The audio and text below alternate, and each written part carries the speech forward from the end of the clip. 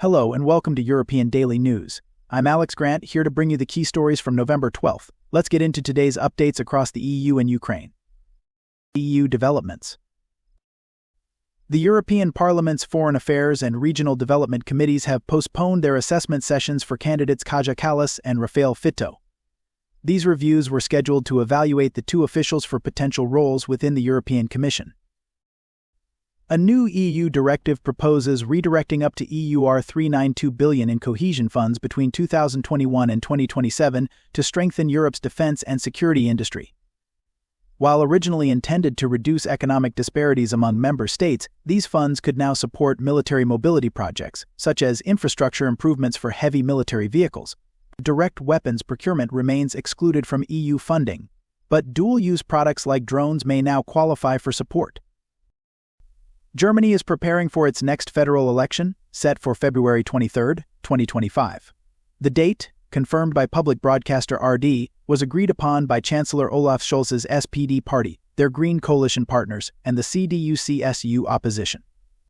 Scholz has hinted that he may call for an early confidence vote, possibly setting the stage for a new election before Christmas. In other news, the European Commission and the Consumer Protection Cooperation Network have issued a formal warning to Apple. The tech giant's practices regarding geo-blocking, such as limiting access based on users' country of registration, are seen as a violation of EU rules, restricting consumer choice within the European Union. Ukraine conflict. Friedrich Merz, a leading candidate for German Chancellor, has expressed a willingness to negotiate directly with Russian President Vladimir Putin. Merz indicated that he would demand an end to the aggression against Ukraine, warning that Germany might supply Taurus missiles to Kiev with authorization to strike targets within Russia if his appeal is ignored. Kaja Kallas, candidate for EU foreign policy chief, emphasized that the EU must support Ukraine for as long as necessary and convince the United States that its strategic interests in China are tied to the outcome of the conflict.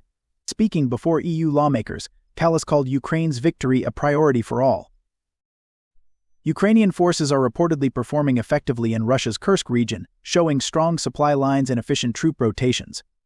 President Volodymyr Zelensky appears committed to retaining control over these contested territories, reinforcing Ukraine's efforts along the Russian border.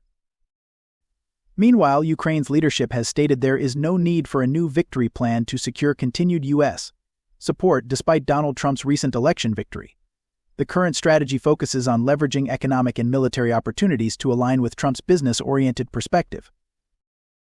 In response to Trump's election, U.S.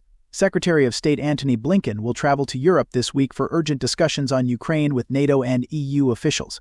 Blinken's visit comes as concerns grow over Trump's possible reduction of military aid to Ukraine once he takes office in January.